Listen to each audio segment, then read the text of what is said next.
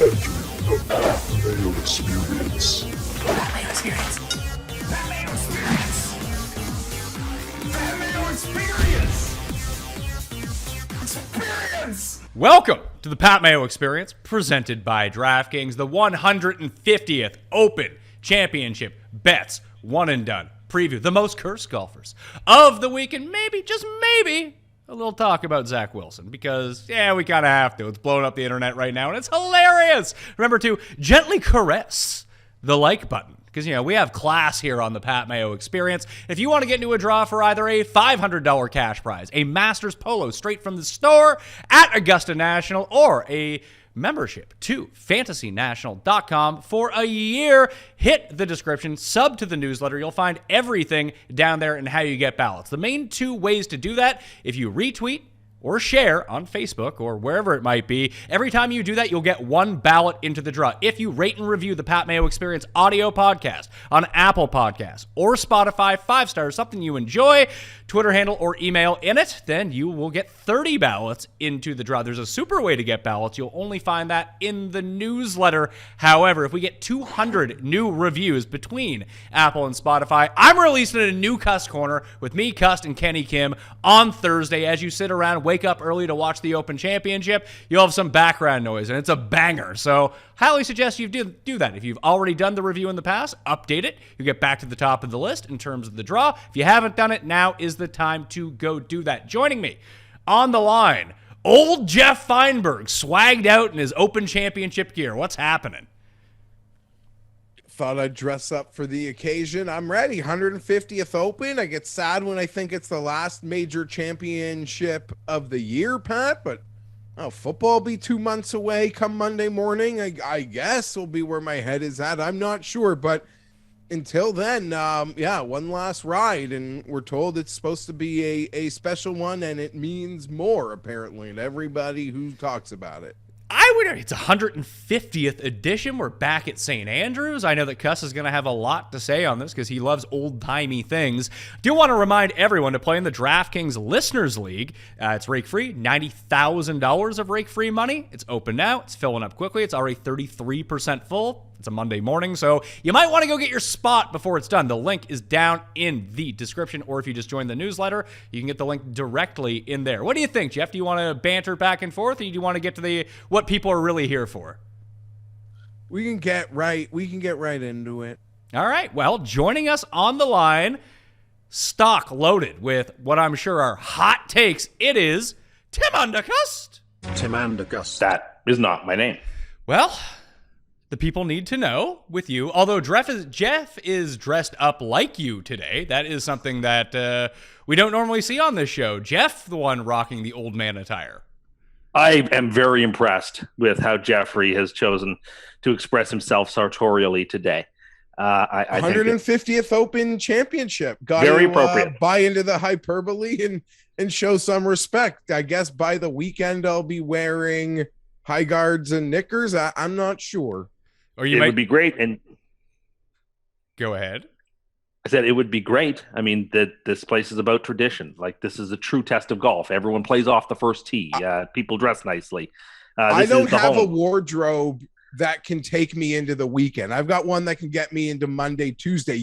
I'm certain have the shorts and the socks that can go take you full throttle through the week. Yes, I don't just have Charger sideline gear. So I do have clothing that will get me through 4 days of nice dress. You also don't have... Never mind. Okay. Well, it's nice to see that your guys' bickering is in mid-season form at this point. But, Tim, this is the 150th Open Championship, so no one enjoys history more than you. You've already mentioned that everyone is teeing off from the first tee this week, not playing split tees. No one's starting on 10. They're just going out in order, and we're going to have 4 really long days of watching golf, which is great because most of it's going to be happening while people are still in bed for the most part. So give us your opinion on St. Andrews. I love this course. It's true links. It's 9 out, 9 back. It is it shows you what golf can be. It's that linkage between 500 years of the past of the sport and today, that it's a course that can hold up to the rigors of the most challenging tournament in the world, the Open, and can still be a place where people can score. Like it's such a marvelous place. I mean, there's very little rough at this course, but there are places where if you hit it, like in the bunker on 14 or short on 18, you're going to make a really big number. It protects itself, of course, with the wind, but that's the way links golf is. I mean, this is true golf. You're not going to see guys hitting super high flops into greens here. It just doesn't work. It never does. This is a place where, yes, you'll hit it long, you'll get all the rollout, and then you've got to be sort of efficient with your chips and your bumps to play good golf and master these massive double greens in some cases. So it's a marvelous course. I love it. Holes, you see holes here you will never ever see anywhere else. Like the road hole, they would never build a hole like 17 anywhere else. It's the most iconic hole in all of golf because you have to hit over the town to get in position, and then there's all the OB on the right, and you cannot miss right on 17 or you're dropping a shot. You see people playing shots off the wall.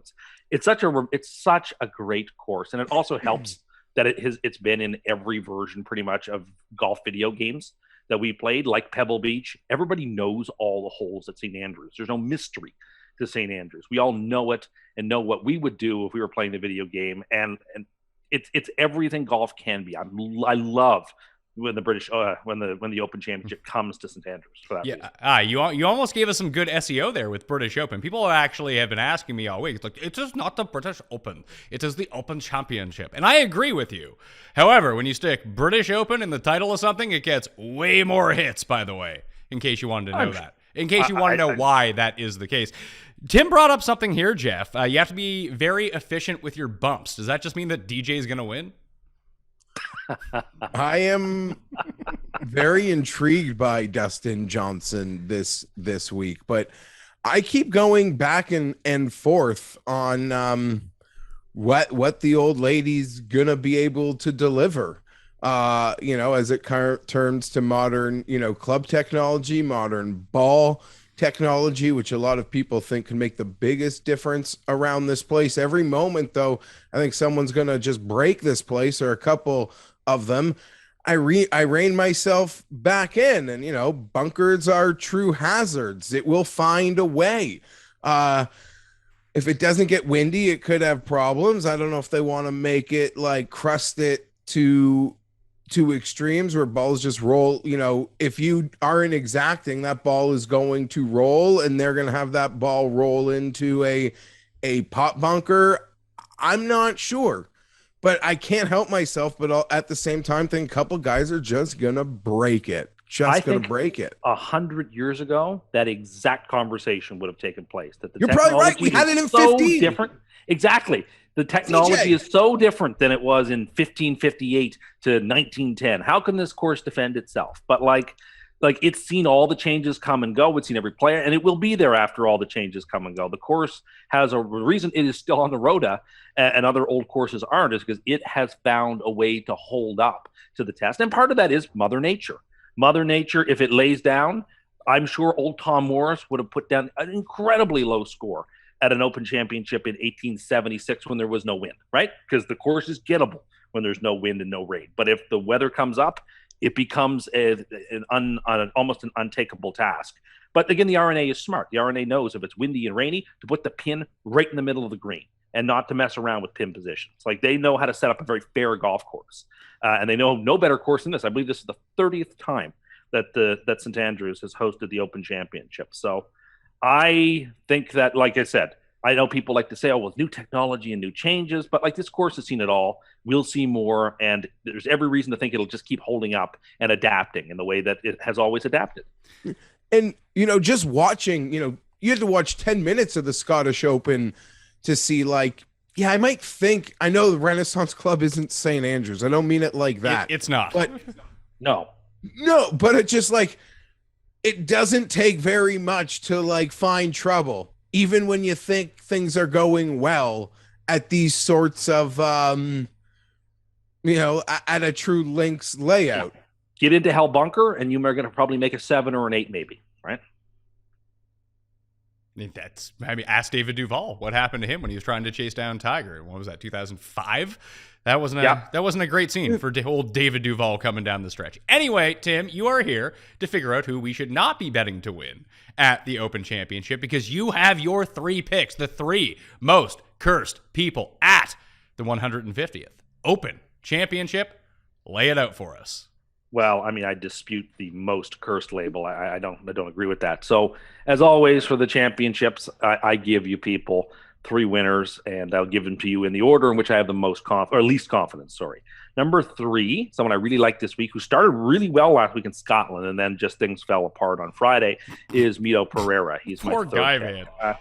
He's 100-1, but you know what? He's played good golf this year. He played good to start in Scotland last week, and then things sort of went sideways. What do you suppose? Hold on. What do you suppose happened to him in Scotland? What was the one thing that we could point to that may have thrown him off the rails? I don't know. I'm not going to play your game. I don't know. I'm just saying he's 100-1. Those odds are marvelous. The guy should have won the PGA Championship. He's playing good golf. I like Mito a lot in this spot.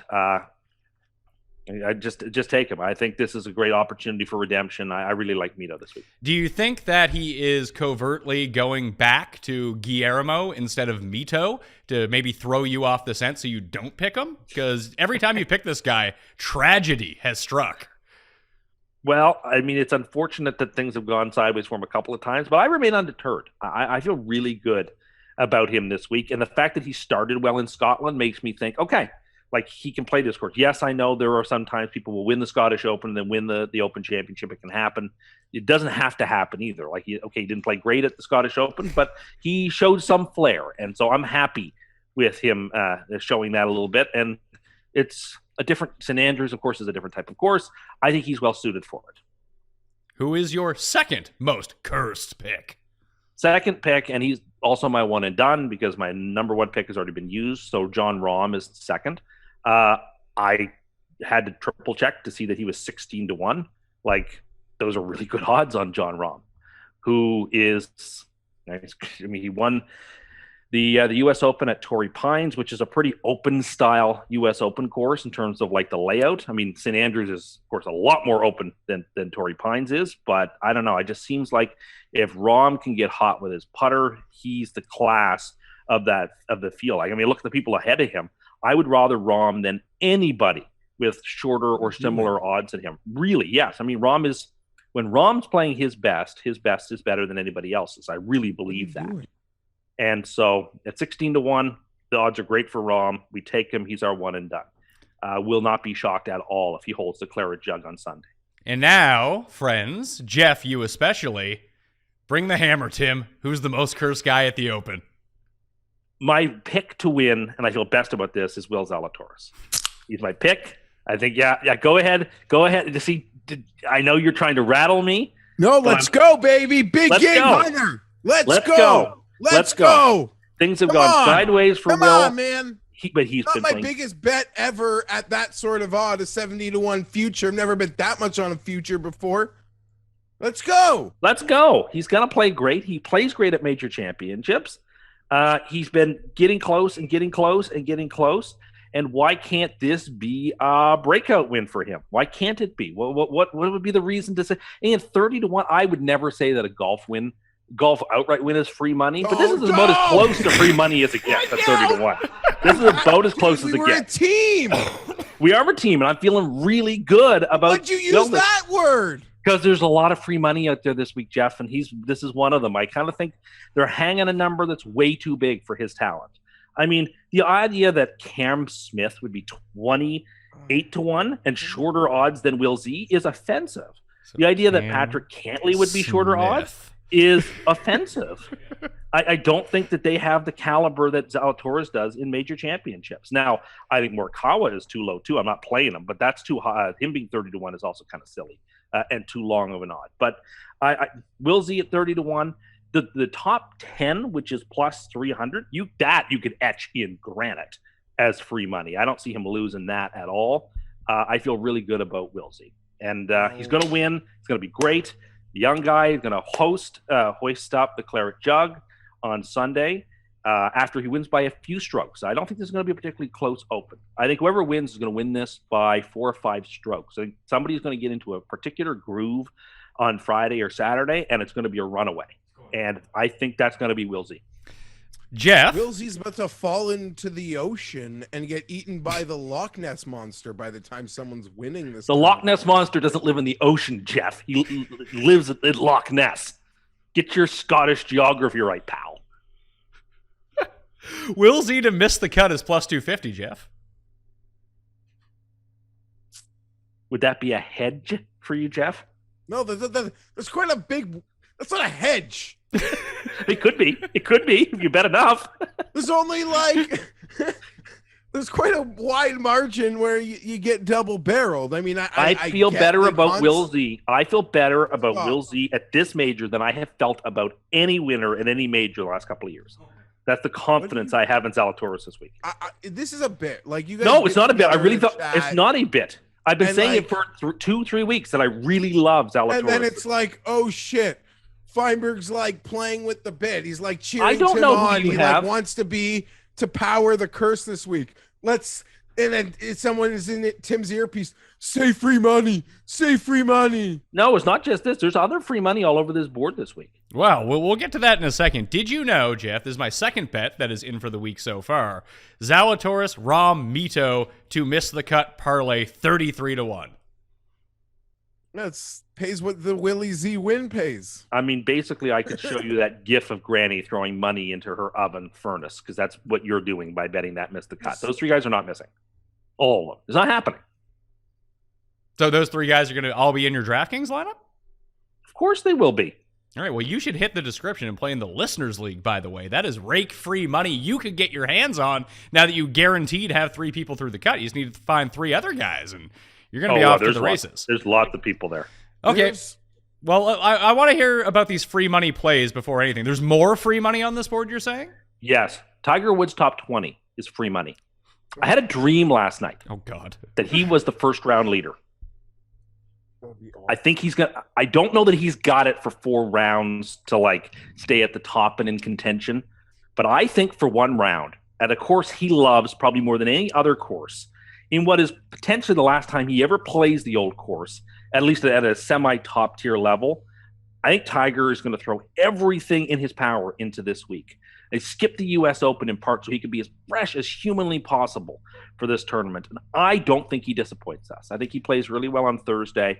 And I think, top 20. I really, really like him at plus 225 as a top 20 player this week. He knows where not to hit the golf ball better than anybody in this field on this course. And I trust that knowledge a lot.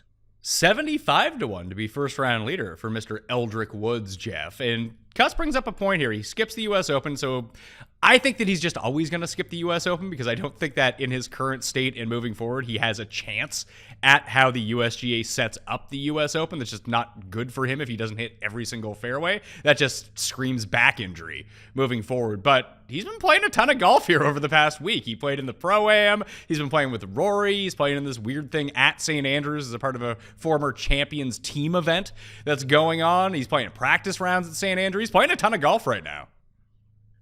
Yeah, Tim, they're playing only 4 holes today. Is that egregious? Not for a made-up sort of congratulations on the 150th anniversary thing. No, that doesn't.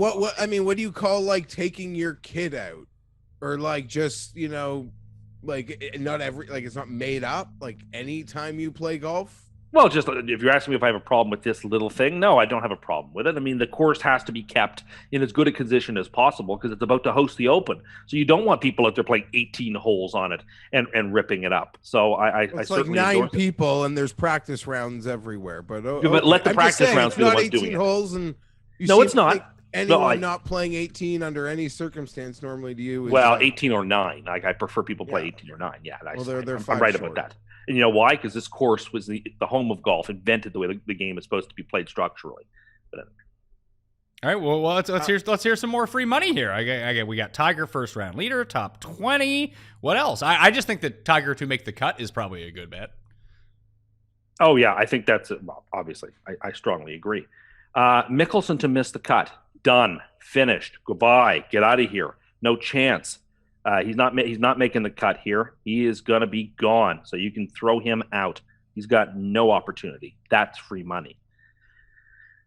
How are you feeling about Phil these days? ambivalent. I mean, why is he skipping this champions dinner? I think it's sort of to be in solidarity with Greg Norman. He's sort of situating himself as second in command to Greg Norman on this tour, and perhaps the heir apparent to Greg Norman when Greg Norman leaves the scene or is asked to leave because he's terrible at PR and doesn't know how to put a word right. Very ambivalent. I'm not cheering against Phil, but I'm not cheering for him anymore. Just is what it is. I don't wish him ill, and I don't wish him well. And it's annoying to see him act like this. There's no good reason not to go to that champions dinner. But if that's the way he wishes to behave, then go ahead. Behave like that. Enjoy yourself. What about Louis? I feel the same way about Louis. I'm not rooting for him, not rooting against him. People say this is a good course for him. It is, but they haven't played here in 7 years. Really? He won here 12, or what did he win here, 12 years ago, and then he played well here 7 years ago, and I'm supposed to believe that all of a sudden, you know what? Louis is missing the cut this week. Throw him out. Get rid of him. Louis is missing the cut, too. Get rid of him. I got nothing to do. I want nothing to do with him this week. So that's, I guess that you can add that to the free money list. I like how you said some people say he's played well here before. Well, it's like these are the same people who talk about the importance of sample size, and I'm here to say, well, there's basically a sample size of 2, and one of them is broken up over 5 days, and it's impossible to figure it. But of course, that is holy writ, and we have to believe it. So how dare I question that? What are some other ones that I had circled here as free money? In the top 40 category, which is something that I don't know if people are even looking at that, but in the top 40, I really, really, really think that Minwoo Lee is a good bet for top 40 here at the Open Championship. I like the top 40 market. Why are you mocking it? Now hold on. Are you sure it's Minwoo Lee you're talking about? Because last time you talked about Minwoo Lee, you thought it was Mito Pereira. Yes, but you know what? That led me to do some research on Minwoo Lee, and then to realize, actually, I do really like him here to be top 40 at St. Andrews. So we're going with him. He is free money. They aren't offering, at least as of Monday morning, the hole-in-one bet, probably because there's only two par threes at the old course. But there are some drivable par fours on light days. You can make a hole-in-one that way. The answer is no to that question. If that bet is available, you should bet against it. There is a market for that right now. No is minus 140. Yes is even money. Oh, it has just come up. It wasn't up earlier today. I'm seeing it now. Plus 120, minus 155 for no. We want to play minus 155 for no. That's the way to do this. The other one that I really loved, and I actually think it is free money, is the winning margin of 4 strokes or more. It's plus 350. That's we it? have seen that. That is it? Yeah, it's only plus 350? To win by 4 strokes or more? Yeah, it's a lot of strokes to win by. It is a lot of strokes to win by, but I think we're going to see that. I don't think we're going to see a particularly close championship. And so whatever, right? If I think it's going to happen and I'm getting 7-2 on it, I'm going to take it. So give me that. I hope it's at least 2 guys. At least with Stenson and Phil, 2 guys were breaking the place, but it was 2 guys and it was fantastic. Winning score won't necessarily make the tournament not entertaining. I agree. But I hope you're wrong. That would suck. That'd suck. Oh, it's no fun, but Scottish is a good barometer for timing, right, Pat? It looked like Xander was finishing up at 3 Eastern yesterday. Yeah, it's going to be a little bit different because, as Tim stated, there's no split tees. Everyone's going to go off. I guess on the weekend that will end up being the case. Yeah. I would say by 3:30, 4 Eastern, this will be over. And what's our cut rules here? Top 70 and within 10? Is it top 70, top 60? What's our rules here? Top 65 and ties. Okay, just like a regular PGA event. Okay. Yeah. So that was my free money. Yeah. Oh, you have more. Well, that was my free money. I feel good about other things, but I don't know if I particularly would put it free money. You talk about DraftKings teams and players that you want to put on DraftKings. He's got an edge on these. These aren't free money, but these are Tim's edge, okay? Well, just my edge is I'm going to take long guys who hit the ball really, really long and hope that they fluke into a putting week. So someone like Luke List will be on my team. I have to ask you. He's 250 to 1 right now. So you're in on Luke List? I'm in on Luke List to put on my DraftKings team as somebody who if I'm putting Zalatoris and I'm putting Rahm and I'm putting Mito on my DraftKings team, I'm probably going to have to plumb the depths for a cheaper player or 2. And so I'm going to say that List is one of them. because again, I like the fact that he hits the ball long here. The ball will roll out. I just am betting on him sort of catching lightning in a bottle vis-a-vis the way he did at Bethpage Black, and he can putt well enough to survive to be decent. That's sort of the logic that I'm presenting here. And I also want a Woodland week. Yeah, and I want one old timer. I talked about earlier how I thought it was important to know the contours of this course and where to hit and where to play well. And if you're trying to win it, try to think, who's that random older person that might do really well? I'm going to take Ernie Els. I'm going to put Ernie Els on my team. Big Ern? I'm going to put Big Ern on my team. I just have a gut feeling, and we see this all the time, by the way, at at Opens, where older guys who are completely done for play respectably enough to make the cut. I think Ernie's going to make the cut, and I think Ernie's an interesting little switch on your team. So I'm going to play him. Does Paul Casey count in the old guy market? Not quite. Like if you said John Daly or Calcavecchia, I'd say yes. But no. Why not Harrington? Harrington makes a lot of sense too. If you wanted to go Harrington, I wouldn't object to that. He played marvelously at Kiowa Island. So I mean, sure. And he just won the U.S. Sonora Open. Sure, but then that means that maybe he'll actually be kind of popular. I don't know how popular that Patty Harrington is going to be at age 50. Well, I mean, I by the way, the argument that you just constructed, I could see a reason that you might switch on him. Anyway, I will throw it out, but we don't usually see the old-timey guys at St. Andrews as much as we do at some of the other courses. Okay, I'm trying to think what year it was. Maybe it was 2010, where Daly had a crazy first round and was like the first round leader or like tied for second. Listen, these guys, I mean, Daly had a pretty good PGA championship this year for birdied the first hole. Yeah, for like 18 holes. He did. And then he was not so good after that. Or was it what year was it at St. Andrews where Thomas Bjorn played fantastic? Pod's been a beast though. Like Podrick is, if Podrick won, you'd make those like Phil connectors. Like, didn't he just win a big seniors event? And he's great, and his swing speed is.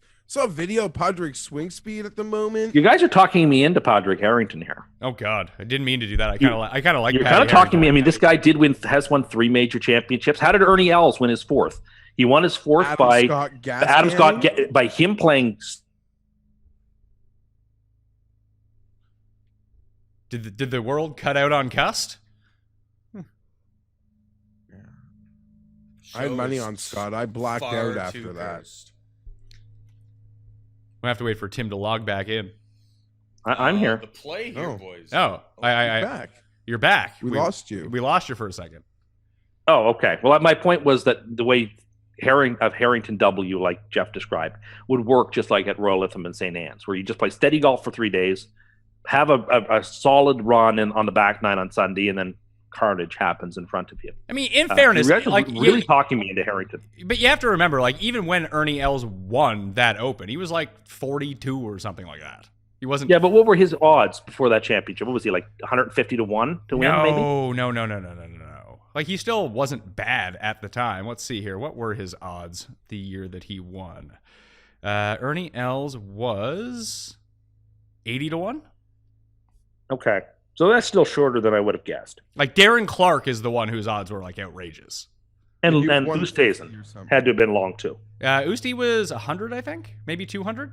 But that was from, I mean, he was the 55th ranked player in the world the year that he won the Open Championship. It just, we weren't big on, like, researching other tours back then. Like, unless you were big on the Sunshine Tour. I never heard of him. Yeah, I remember that was, like, how old would I have? I wasn't knowing, if a Euro was just sneaking up. In the same way, if I was that age, I might not even have heard of Danny Willett. Like, if I was the age I was when Louis won. That was the first time. 150 to 1. Those are interesting odds.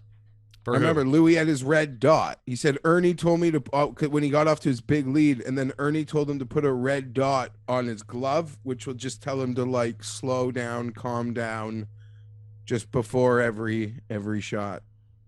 Well, Tim, you got anything else for us? No, that's what I've got for you guys. I am looking forward to listening to the show and watching the Open Championship. And like as Geoff always says, here in Canada, we get serviced with good television for sporting events. So I suspect I'll get to see a ton of this championship, and I am looking very much forward to it. And I hope I'm wrong. I hope it's not a runaway, but I kind of feel like it's going to be. Well, I got Tim. one. I got one thing for Tim before we get out of here, Jeff. Oh yeah. You know it, right? I don't know why we have to talk about this at all. Well, I mean, it's relevant. It's not golf relevant, mind you. I don't know if it's relevant. But I think it's quite relevant to this show in particular with the three of us. If people are unaware, Zach Wilson's ex-girlfriend is apparently dating his old roommate. So he got cucked by his roommate at this point. But, Jeff, it also came out that Zach Wilson has slept with his mom's best friend. I'm starting to dig Zach Wilson here. Zach Wilson's getting some serious street cred that Tim, I think, is appreciating how much Zach.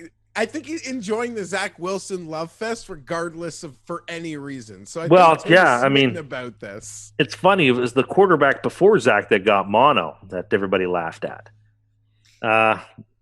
Well, I don't know. You compared him to Joe Namath in our text thread. I would say the key difference here is Joe Namath was out banging supermodels. Zach Wilson is going to Mormon Bible study and banging like the moms who are 50. My opinion is that I have no opinion on what Zach wants to do. It seemed like his teammates were supporting him online yesterday, which was great to see. The whole league was supporting him. It seems like people were very sympathetic.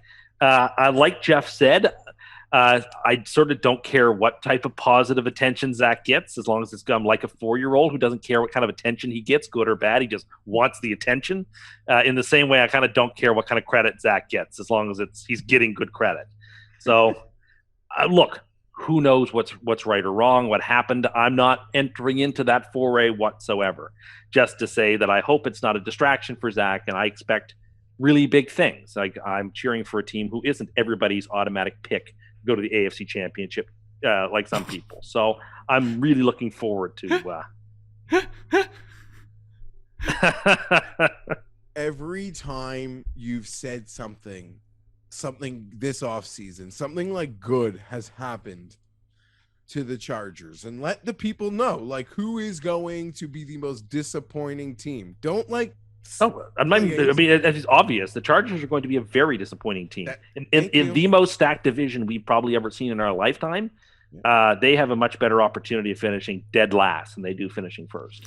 I have a bet with somebody already that the Chiefs are going to win the division, and I gave them the field. I feel bad about that because Oakland and Denver have a real shot, but I'm really scared about. I'm really scared about Staley. Staley masterminding his way through the most difficult division maybe in NFL history. That his craftiness is going to be able to coach that team through. Yeah, good luck. If people stay healthy, which they won't because they never do on that defense. Khalil Mack will be healthy the whole year. Okay, sure, that's fine. But Joey Bosa will play every game. Well, that's fine. Derwin James, who, he's in a make or break season where, can they even extend him next year if he plays 6 games? Probably not. Good luck with that dysfunction. Like one of those freaking tigers on Siegfried and Roy. I'm going to maul you, okay? I'm going to maul you. Why? At some point. Don't worry. This is a great payback for the Will Z curse. Now you have like a when it all doesn't happen as you say, like, I'm gonna maul him. Really? Because when I said really good things about them 2 or 3 years ago, you were apoplectic and furious at me. Now I'm expressing my view, which is that this is the most overrated team in the NFL perhaps we have seen in a very long time. Let's just pencil in a team that's been to 0 playoff games, a team so incompetent that they couldn't even manage a tie. The other team is trying to give them to get into the playoffs. A coach who doesn't know what he's doing and is overmatched. You cheer for. I mean, it's shocking how overrated a team that has been to the playoffs once in the last 10 years or something, and like is just feeding him these notes. I'm not feeding notes. What am I saying that's not true? Like this Chargers team, everyone's like, "Oh, they should be." Let's go. Yeah, Herbert's a top 5 player to be MVP. Like top 5, he's like top 4 to finish top 4 in his own division in terms of quarterback. Like I don't understand the Charger love. You brought up the Jets. That's fine. We can make fun of the Jets. I didn't bring up the Jets. I brought up your quarterback and his mom and her friend. Okay? And I know. Listen.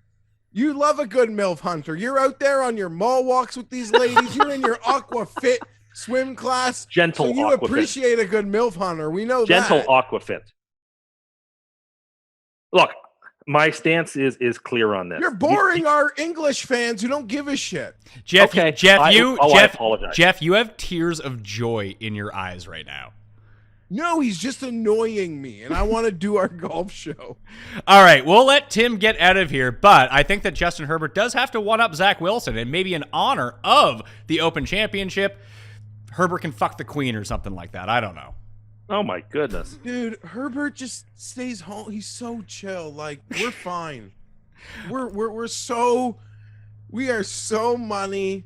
Everything's gonna work out. He's when you're really like good. 31st ranked defense, you've got to maybe do some silly things. Maybe they should Maybe hire on a a coach who's a fourth. defensive coach. Oh wait, they already did that and it didn't work. What did Good luck though. Good luck though. They have the worst. We're gonna be amazing. Good luck though. Good luck. Well, We're gonna run through you. We're storming. Oh, we're gonna Good be luck. a wagon. Yeah, good luck. Certified. well, Certified. we're gonna cut Tim off the line right now. If you want to see I'll bet more, I'll bet you the lease to your Kia on the season. You'll bet me what? Your car lease. Your I- car. I don't lease a car. I purchased All a right. car. Whatever. Never mind. Your car's not even worth as much as I'd want to bet anyway. Oh, well.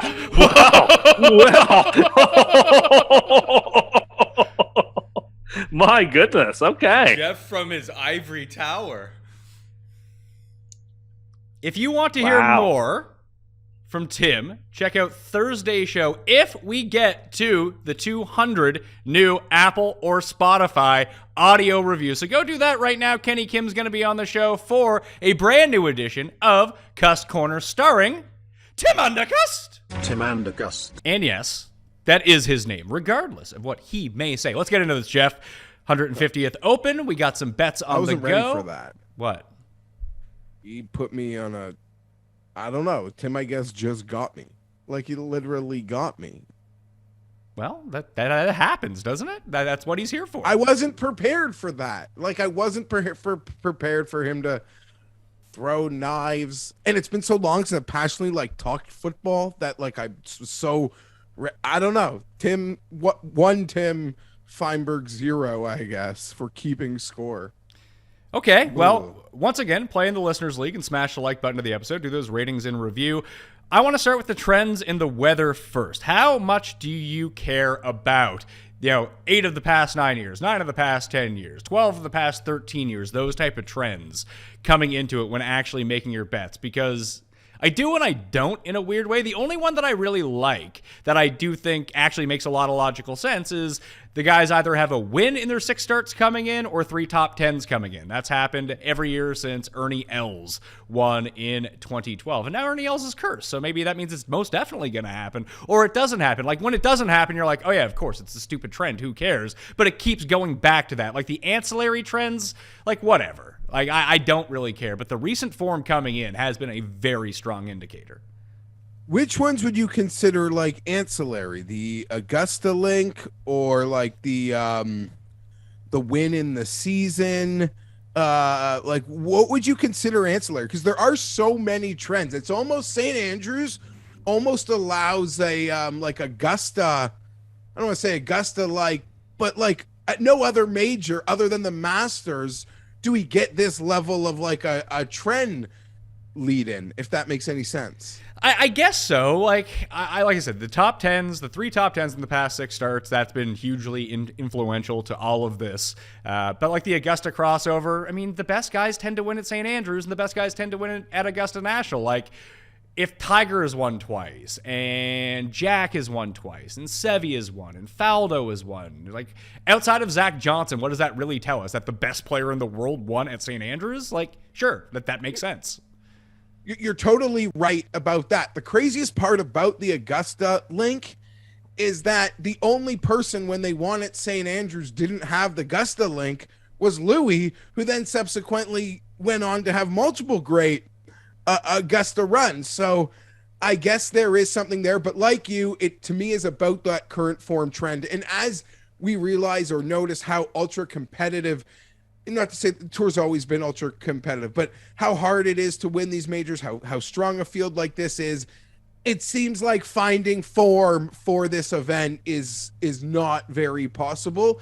And even to that great research show you did with Bamford, there's tons of great research content that you and him also put out. He even mentioned the trend of the guys that are winning the majors now are also consistently seeming like playing great in a season major in the previous major, essentially. Like they're all top 10ing in the majors that they had a month ago. And the majors are stacked, and we're having more players play leading into majors. That I guess everything makes sense. But to bet on someone to like find the form, that's a big ask. And I guess that's why you're seeing Hovland balloon over 60 at this moment in time, right? Yeah, before Morikawa last year, I think until you got to, it's been a while since anyone without having played in at least 4 Open Championships actually won the Open Championship. So there is that little bit of experience. Unless you count Colin Morikawa, then that trend doesn't make any sense.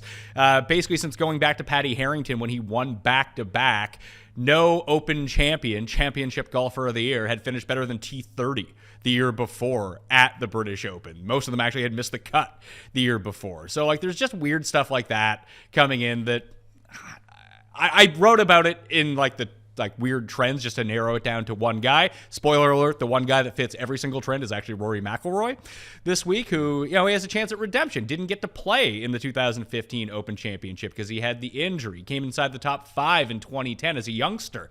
And everything just kind of points to Rory this week. But I think if we just kind of leave the trends aside, we have one big problem at the top of the board. What do we do with Xander, man?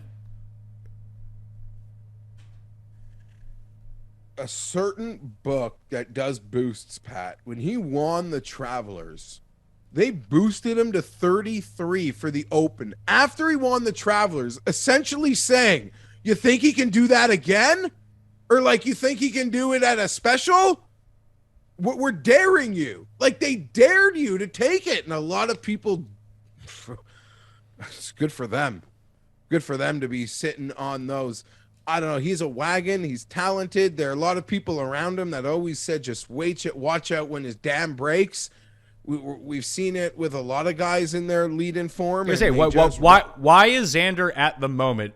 Because this was something stupid that we did when we were assessing Scotty Scheffler at the Masters and just decided to disregard him because we didn't like what the price is. Like, DraftKings Sportsbook has him at 12-1 right now. Best on market I can find is 17-1 on Xander. And I believe that's the same number that he ended up going off at best of market that Scheffler did, best of market at the Masters. Like, I don't know if I'm going to get there because I lose golf bets all the time by not betting the obvious guy who probably should win. Why isn't that Xander? I mean, it's a higher ceiling player who feels like he's coming in on the like Molinari wagon into the Open Championship, and he's got all the major prerequisites, I guess. I keep thinking about the fact that even though it was a joke, like I was joking and I believed in my bet for Xander to win the U.S. Open, I think like 28 or 30-1. I made a video mocking like the Phil Mickelson press conference, but I was like apologizing for people who follow me that I'm betting Xander to win the US Open. Like, that's where the gig went. I don't know what to do now. If I bet this, it makes it a lot less fun. Like, you could there's 22s and there's exotics on Thomas and Rahm's over 20. Like, I don't know. But you watch Xander lag putt and you're like, holy shit. You watch Xander do 80 feet to like a foot. Yeah, and even like when he had the poor putting round 1 at the Scottish, it didn't really deter him. He's now becoming that guy that can have a bad round and immediately rally back to get back into everything. I mean, Rory's the other one. Rory right now at DraftKings is 9-1. What's the best you can get him up to? 11-1 is what I'm seeing is the best you can get him at. Is the moment, I don't want to say too big for Rory, but aren't we down this, like, Rory is obviously the winner of every major when we go into it, and then he just doesn't win? Okay, so the golf fan in me would be so happy for Rory. The golf bettor would lose money if it's Rory. But Rory is going to put, I mean, Tim just put me in a pretzel a little bit. For Rory to finish this year and not to, for him, if he can't nip this thing and subsequently nip one this year with the way he played leading into what feels like every major, he's going to maybe be in a mental pretzel this winter. Not to say can't come back from it, but so the golf fan in me is rooting for me. The golf better in me doesn't want to touch it, but he feels perfect for the moment. You feel like he'll be part of it. But every time I feel like that with Rory, he seemingly finds a way to play himself out of it. One thing that's been big with Rory this year, Pat, is he hasn't played his way out of these things in the first round, which has been like a bugaboo in like at least half the majors every year. Yeah, he's currently suffering from Tommy Fleetwood syndrome and just having bad Saturdays. That's another guy. Who's betting him? Who's betting him? Who, Fleetwood? Everyone? Yeah. I don't see him on a single card. His number's in the 30s. You fuck. Give it. That's bullshit. People like me. Yes, correct. So of the top 30 and below, you got Rory at 9, Xander at 12, Scotty at 14, Thomas at 16, so is Spieth, so is Rahm, as Cust pointed out. You have Matthew Fitzpatrick at 18-1. Let's actually draw it right there, 20 and below. You can get Justin Thomas at different places above 20 to 24 for win only, and then there was that each way extra that we found that was 33-1 with a top 3 finish on Justin Thomas. I bet the Justin Thomas 33-1 with the top 3 places to go along with it. That was my first bet. The issue is with a lot of this stuff, and right now the weather looks shockingly good for St. Andrews. Now, when I checked it yesterday morning, it looked shockingly bad for St. Andrews. So I don't know how invested I want to get with the outrights this early in the week until, and not to say that I'm going to have like my finger on the pulse of how the weather is actually going to play out throughout the week. I mean, I think the best that we can do is what's it going to be like Thursday morning, maybe Thursday afternoon, but try to wait as long as possible. The issue with this Thomas number is it was going to go away. It was going to drop to 16 at this other place. It was going to drop to 18, and I wanted to get in on it. So I was initially going to bet the 24 for win only, but I like the 33 and give me a little bit of that top 3 equity, which isn't the worst. Yeah, so I've been staring at these, what do they call it? Like extended each ways? Yeah. Like I've opened that page every week. They've had them for a few months. We've never really actually talked about it. I mean, I did the math. So I guess the win... Like here, I'll make it very easy. I almost want to buzz Pizzola in on the line, and like, are those guys laughing at this yes, bet? Or? Yes, I would say this is probably a hugely minus EV bet. I'm a hugely minus EV better, so it's absolutely for someone like me. So the way that I kind of thought about it was, once I saw Thomas at 22, I was like, the last time I didn't bet Thomas above 20, he won the Players' Championship, and I felt like an absolute goober. So I see him sitting there. He fits every trend line that I want. I think that although the big bugaboo about JT is how poorly he's played at the Open Championship over the years, but I do think that St. Andrews is really a completely different course than you see in the rest of the Rota, for one, and he comes in playing about as well as you want. When you look at what he does well, it's perfect for St. Andrews. Like, he's great from 125 in. He can play a bump and run. He can get hot with the putter. Like, the putter's really the big thing on these slow greens. Generally speaking, he doesn't putt very well, but JT usually putts really poorly. But some weeks he doesn't, and the weeks that he doesn't, he wins major championships, big events. He wins enough of these, and you're getting this bigger number on him. Like, is he really 3 times less likely to win than Rory? No, would be the answer. So in terms of the each way, I was going to I got it up to 24 on, like, the extended win. So I was going to put $100 on that to win $2,400. And then I looked at the 33-1 with the top 3. It's 1/5 the payout on the 33. So in order to get the same payout on that, I had to bet 120 instead of 100. But I do get, I make a decent amount off of it. I'll cover my bets for the week, essentially, if he ends up coming inside the top 3, which is a pretty likely outcome for Justin Thomas. If he's in the mix, it doesn't mean he's necessarily going to win, but I do trust that he would come inside the top 3 if he's somehow inside one of the 2 final groups. So it gives me a little bit there. For the extra $20, it's a bit of peace of mind. But that's the reason that it's the minus EV bet, that they're making you invest more money for the same payout. And what does any good sportsbook want you to do? Invest more money into the sportsbook. Yeah, so that was sort of my thought. Like they're really just suckering like a Yes. double bet from me, even though it's kind of swaying how I'm totally betting it. They're sort of force feeding me. They're giving me a better odd, but it's like the grocery store. It's like a two for like he's 22 to 1, now he's 33, but I gotta like like is the 2 for 1 like the value of it? Like I don't need to, but I'm gonna buy it anyway because they're giving me this deal. And is it a deal? Is it not a deal? But I like you, Pat, and I don't like and I get like you're a professional gambler, like everything matters. I just love golf. We do this, we have fun. I would like to say, I don't think you meant to say it, but I think that you kind of implied that I'm a professional gambler, which I am not.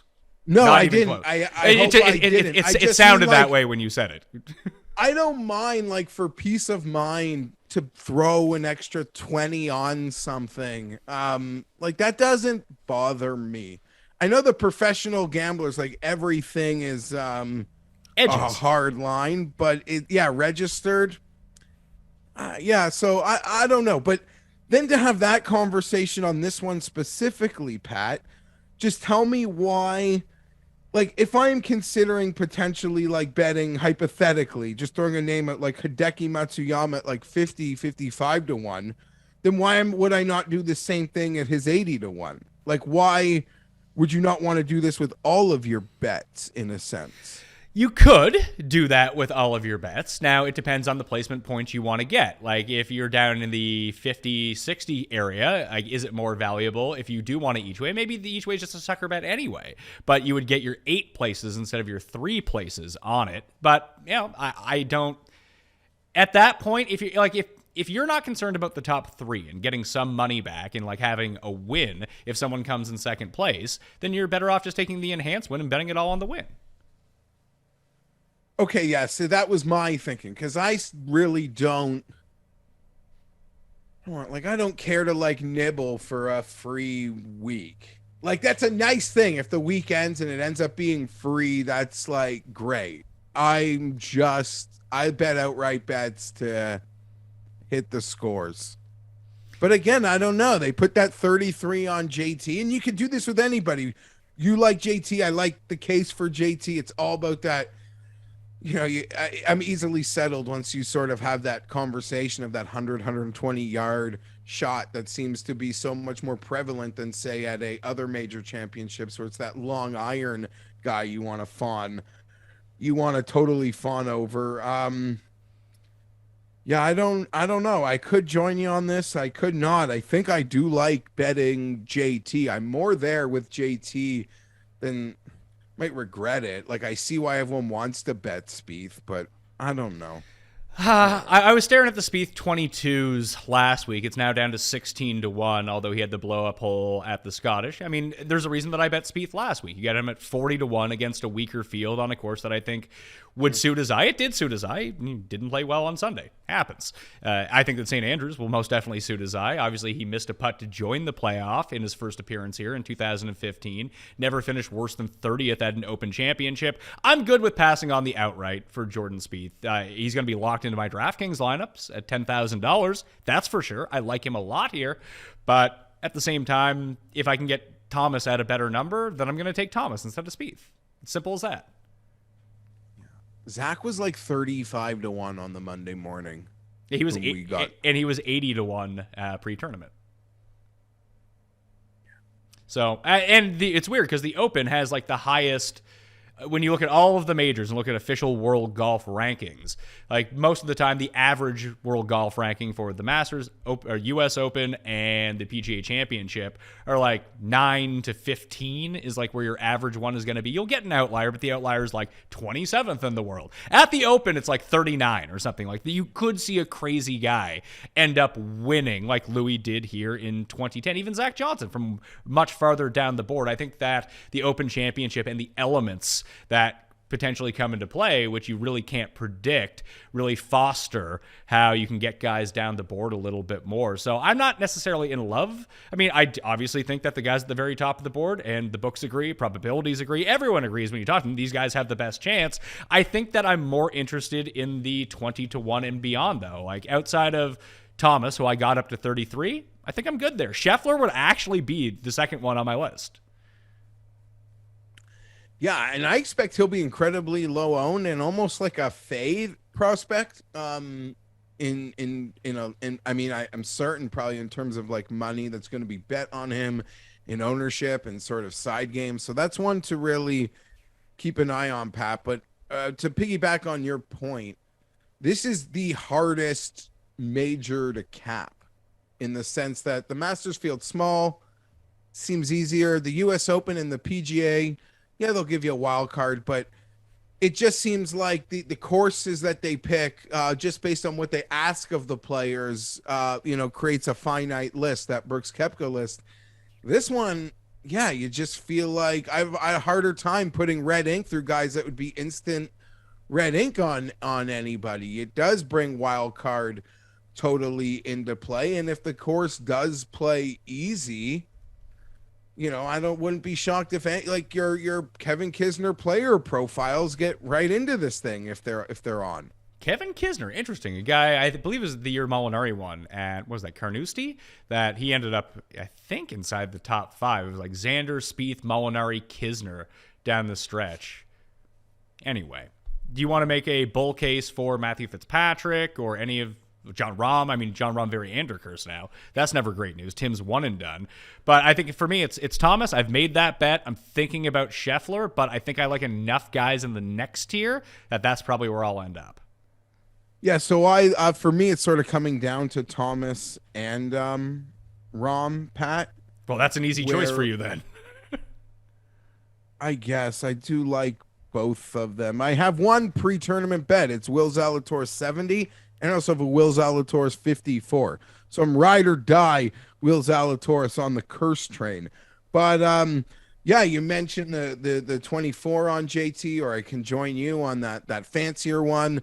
There's 20s out there on Rahm. That's where I anticipate starting my card. But like you, I'm attracted to a lot of things a bit ahead, and I'll probably end up picking one of those two real big names. So 20 to 50 on the betting board. Starting at 20, you got Cantlay. Then it goes into Lowry, Cameron Smith, Zalatoris, Morikawa. Zalatoris, Morikawa both at 30 to 1 right now. Finau at 35. I've seen him as high as 60 in other places. So if you want a Finau number, there's better out there. Tommy Fleetwood, Dustin Johnson, Louis, Hatton, Homa, Burns, Hovland, Brooks, Hideki, Neiman. That's a lot of guys piled into this one price tier, and we have to start scratching people off the list immediately. I've been kind of on the record now for a few weeks that I really like Louis here. 55 is the best number that I found on him. I don't know how popular he's going to get. I do like that Cust said he was going to miss the cut. I think that I'm going to end up betting Louis regardless. He's been playing really well on the Live Tour, if people haven't really taken notice.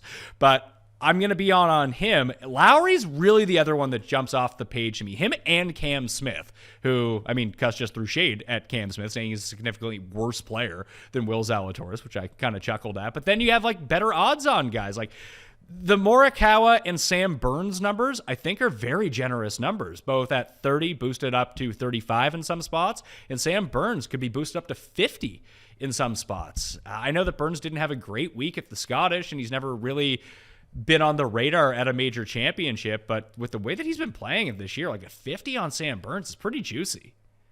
Yeah. I've always sing the praises of Sam Burns, but never seem to bet him, at least pre-tournament. Wouldn't shock me one bit. That's not really one I'm looking at. Morikawa, Pat, I'm seeing a boost. There have been boost offerings to 40. Hard to resist, and it doesn't seem like it's going to be that too difficult weather-wise. He could be back in his wheelhouse, being exacting. That's one that can't be ignored. There's some real big Cantlay numbers out there, Pat. How big? And I don't know, 33, 35. Okay. I mean, that seems more correct than 20. I can't see that 20 sticking, just because I don't know how DraftKings is going to take action on Cantlay at 20. Yeah, I don't know how they will either, but that's one you could look around, and anything that's not a major, his results are simply fantastic. And I'm not one of, I don't know, I don't really buy as someone that gets suckered into a lot of Cantley bets, got suckered into a lot of Xander bets and missed the winners. I really like Lowry at this tournament. He had the great run, and then he missed the cut at on the number at the U.S. Open. That's unfortunate, but he's having basically the best year of his career right now. What's the biggest number on him? I believe the biggest number on him is the 30 at the moment that I can find. And we'll see how that goes throughout the course of the week. He's 22 at DraftKings Sportsbook. That's worst in market at the moment, but it's all relative around there. You got some 22s, some 25s. There is a 30 that I could potentially go jump on right now. I do think that comes down a little bit, but I was actually quite encouraged with how he played at the Irish. Dude could not make a putt to save his life. Tee to green, absolutely fantastic. And I got some inside data here from our boys at Skyhook DFS, who everyone should go check out. He has all the ownership numbers, and he has some of the weird putting stats and splits, especially lag putting and 3-putt stuff from St. Andrews anyway. So it includes the 2015 Open Championship and the Alfred Dunhill. Obviously played at a different time of the year, but they do play 2 rounds here. It's actually the biggest sample that we can get out of all of it. And Lowry, very good in terms of non-3-putt avoidance at St. Andrews over the course of his career. So I'm going to get to Lowry either way unless I look on Wednesday and the weather split is just so bad and he is stuck right in the heart of it. I think that Lowry over Cam Smith is going to be my preference from this 20 level. That was the name I was sort of wondering why we haven't spoken about. It sort of feels like, is it like weird to say less accomplished? Like it's like Jordan Spieth light to a certain aspect. You're sort of betting on the same things for Cameron Smith. Yeah. I would say it's a weird combination of Spieth and Justin Thomas. He's like the lesser version of both those guys. Yeah. I mean, he's probably, in fairness, he's probably a better player than Spieth overall. But in terms of like what they do well, it's sort of a weird combination of both. Okay, so much is made about scrambling this week, and I feel like scrambling stats are so flawed. Agreed. As it pertains. Pardon? I agree with you. I think that they're completely like so much of scrambling depends on putting for one thing. Okay, listen, I think it's flawed in general on my week-to-week PGA Tour. Or sort of, you're saying it's flawed in general on your week-to-week PGA Tour. I think looking at scrambling stats as it pertains to St. Andrews, like you can get really lost. And not to say, I'm going to say something really like cheesy that goes against numbers and people like might scoff at it, but you literally have to bet on guys that you know can be creative from inside 100 feet.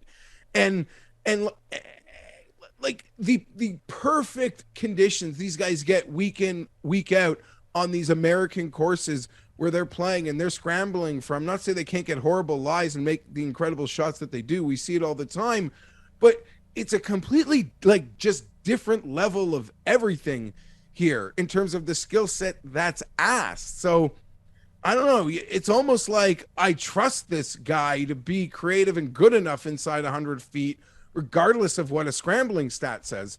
Also, if anyone's in a bunker, they screwed. Like our great bunker players, like bad bunker players and good bunker players are kind of squished together here, or good bunker players can really show themselves, Pat. What's the vibe on that? I actually don't know. I really think a lot of it is lie dependent, to be perfectly honest with you. In these weird pot bunkers, sometimes you get a fine lie, you can get it up and down, but there's a lot. Put it this way, if you're in a fairway bunker and it's a pot bunker, you're going to have to take your medicine, get yourself out, and then be good from 100 yards and in. Like, I'd be far more concerned about the 100 yards and in, 125 and in than I was for any sort of sand play. 100%. And that's something that, in all of what makes, links golf or a place like this so special, which is the antithesis to, I feel like, all the golf courses we normally watch, is bunkers are hazards. And that's beautiful. That is beautiful. A half-stroke penalty for being in a bunker could be a stroke and a half if you get real cocky in that bunker. That's golf. Anyone familiar with the inner workings of the PGA Tour and what they do for courses or places that want to, or potentially going to host events, pristine bunker is like the second thing on their perfection from bunkers is the second thing that they demand from anybody putting on a PGA Tour event. I love seeing bunkers as hazards. That's golf. That's golf. So I can't wait for that. Part of it is all the luck, I guess, around it. But yeah, I don't know. I'm not trying to make a case for Hovland because I don't think there is one. I'm just saying if I'm in a bunker, if he's in a bunker and some great bunker players in a bunker, aren't they both like going to have 14, 18, 25-foot putts? Potentially so, or the great bunker players can... I would say that there's always going to be advantage to the great bunker players unless you're nestled up against the wall, because the Justin Thomases and Jordan Spieths of the world are going to be able to get the ball up quickly and land it where they want. Like, they're still able to do that. They might not be able to put it to a foot like they do on the PGA Tour, but there's a big difference in getting it up and down out of the bunker to 6 feet than it is 28 feet. Or being stuck in the bunker. Yeah. Okay. So I guess just, I don't know. My last thought for you in this moment for a question is, are you going farther down the board than you would in most majors? Like, are you betting into the potential of a wild card? Are you just like, no, it's a major championship? Oh yeah. Oh, come on. Okay. I got money I got Moronk money to lose still, pal, even though I got wiped out last week. Don't you worry about like the losers that I might be betting this week. But I got wiped out last weekend. I took a bath and decided to bet some Canadian football, Pat. How did that go well? Yeah, shocker. Not well. The biggest bet I made this weekend was actually a Woodland round 3 2-ball against Cameron Tringale, because I was like, Tringale's not going to make like every single putt all week, and Tringale was beating him until Woodland went birdie on 16 and 17 to finally eke out the wins. I was like, woo! That was a tough one. And Prize Picks Pat ended up doing well on the UFC show again. We've done 2 cards. Boom. 2 Prize Picks wins for me the first 2 weeks. It's actually a pretty savvy strategy. I listen to Paul and Cody talk because I know nothing, and then I just take what I want, like people do from this show. They hear us go back and forth, and they're like, those are terrible picks. But the information that they're giving us is pretty good. So I'm going to take a nugget of what he said and a nugget what he said and make my own picks and go through it, and people seem to be somewhat successful at that. I'm doing that for the UFC show at the moment. Sounds great. And it's all, you got to be just part of the stew. Like, this should just be part of your stew. And maybe you use the stew to see what you don't want to do. I hope that's more for Tim and what you and I are throwing out. But, you know, this season's been its own banana at times. But, yeah, so I need to have that intrinsic belief in your creativity. And that's why the 3 players, at least that are under 30-1, Pat, that have my attention, I can get a 20 on Rahm, a 24 on Justin, and as high a number as I'm looking at on Cam Smith. Those are the players that have that I would just, I don't know, just trust. Or I believe, the 100-yard, that weird stuff. We see Xander doing amazing at the moment. I trust those other guys to I think, do it too. If we're talking pure creativity, like Spieth is number 1 in that category. I know. Of all these guys, like if you're gonna make that claim and not mention his name, it's kind of crazy. I would not. I would not include John Rahm. I was saying over 20 though, as a part of that mix, as the over 20 crowd. Like I would throw Scheffler and Fitz above Rahm in that one single category that you're talking about. Yeah, but Rahm, I can't get Scheffler at 20. Okay. The other guy, the elephant in the room, and who I am using as my one and done this week. Can I bet him? I have 2 conundrums here of the other guys that we've been talking about. We'll talk about, I'm just not going to get to Homa at 40. Like, I should have bet the 120 when it was available like a month ago. I feel like a moron for not taking that number. I don't know if I'll get to Burns or not. Hatton, I'm just going to cross him off on this list. I probably shouldn't, but I just don't like the 40-1. Louis, I'll be in on. Lowry, I'll be in on. DJ is the other one that I'm looking at. Even to go back and talk about it. To go back and look at what he did at the U.S. Open. I mean, he played really well at the U.S. Open. He was T24, but like he gained all the strokes off the tee. He gained all the strokes on approach. He's been top 10 in both Live Tour events. I mean, it's not nothing. It's better than what anyone did at the John Deere. Coming second at that Live event is more impressive to me than JT Poston winning the John Deere Classic. It was against much better players. Obviously, he was the 36-hole leader at this course before weather ruined everything for him. I don't know what happened to him. He went and got day drunk or something, and that was just the end of DJ. Went 75-75 once everyone returned to play. But like you can catch a number as high as I think 50 right now, 40 at least. 50? I can't fucking tell you where it is, Jeff. We're doing the DraftKings Sportsbook show.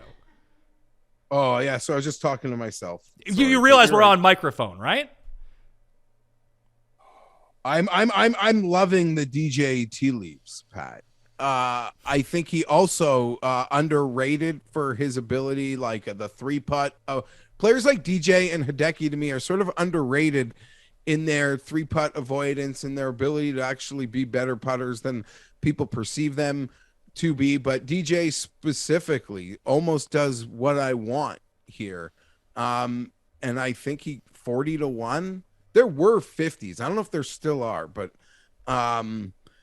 yeah, I'm circling around this Dustin. He at the moment would be my live of choice. My live of choice would be Dustin. And I think you should wait on Louis, Pat. I'm going to wait on Louis, and if you have any consideration for any Live Tour player this week, just wait. The numbers are going to get better. Because they're not going to draw any action in the betting market. Probably for good reason. I mean, the case against all these guys, they're playing on what is considered to be an uncompetitive tour that doesn't have any stakes whatsoever, and now they're getting thrust back into real competition. I think that's a very valid point to make. I just think that Louis, both at this course and how he's actually played, I mean, he has the 2 top 10s on Live. He went over and played in Munich. He finished top 10 over there as well after really struggling throughout the first part of the season on the PGA Tour, especially with the putter. And maybe just the decision to move, he knew it was coming, that it was just weighing a lot on his mind. Maybe it's Louis. He could have been injured for all that we know. And then DJ is just, I mean, he's been playing much better recently. And the fact that he showed up to the U.S. Open and played well, I think is somewhat encouraging. And I do think you'll get better numbers on both those guys. So if it came down to, I don't know, if you had Louis and Homa at the same number and you could only bet one of them, who would you bet? Not anticipating betting either of them, but I lean Louis. I think Louis is gonna have a big week. That 8,800 on DraftKings maybe keeps people away from him as well. You mentioned it. His lead-in. It's not even. Louis doesn't normally play 3 events in like 5 weeks as a lead-in to an event. So that might show you how much he. I mean, live schedule be damned, but that might just show you that's probably a product of live scheduling, but. Hey, I don't know. He's got his reps in, as many reps as he would have. If you want to bet any of these guys, it's almost nice to see. You keep mentioning DJ's U.S. Open. That 23rd almost feels better when you consider how other live, higher end live people, participants played in that event. And you could totally understand. That was timed very awkwardly for the live players for the obvious reasons. And imagine, like, I don't know. Like, imagine going back to the place you used to work. Like, I'd love to go back into some of those old radio stations where I used to work and, like, let them know what, like, some people pay me to do, like, a 12-minute video today.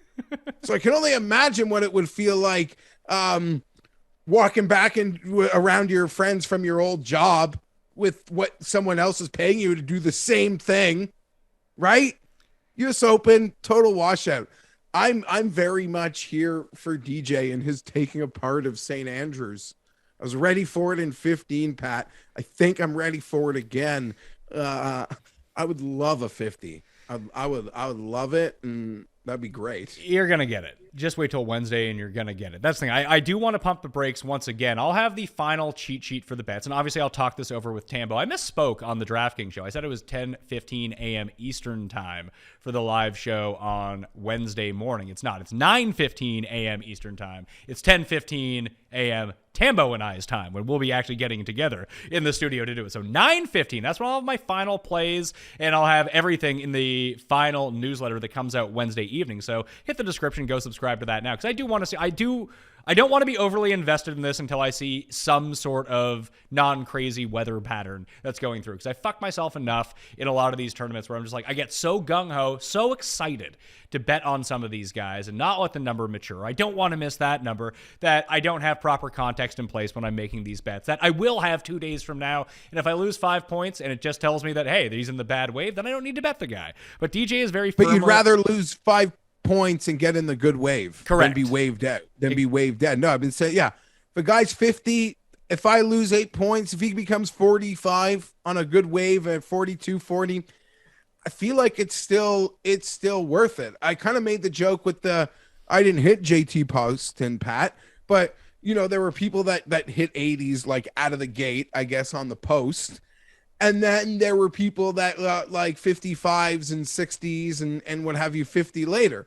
When he won on Sunday, the guys who were celebrating their 55-1 Poston tickets were happy. Like, oh shit, man, I missed the 70s. No, they were happy as a pig in shit. I completely concur. Absolutely agree.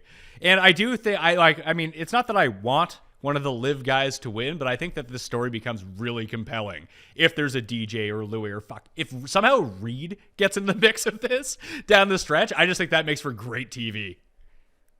Reed is going to be like an auto live bet for me. Auto. Yeah, but you realize that this isn't a live tour event, correct? No, but and if this event, like if teeth start to show on a late week weather, like I could easily find myself investing in Patrick Reed. And on the same live vibe, Pat, if the weather showing and I get a vibe that some golfer's going to break that, like if you think breaking St. Andrews is in play, Bryson, then there's a conversation we're going to have at 100-1. Yeah, I mean, I don't know if I'm going to get there on that front. The last guy I do want to talk about here is Morikawa, and Tim basically spelled out the case. Dude's fucking 30-1, and you can get him higher than that at other spots. Criminal. I imagine the comments when he won last year. I'm not made of stone, Geoff. You got do it. It's just money. But I want can't put a price on peace of mind. I'm in on JT. I'm going to be in on Lowry and Louis and probably DJ. Like, is that my entire card? Just Morikawa? Those are my 5 guys?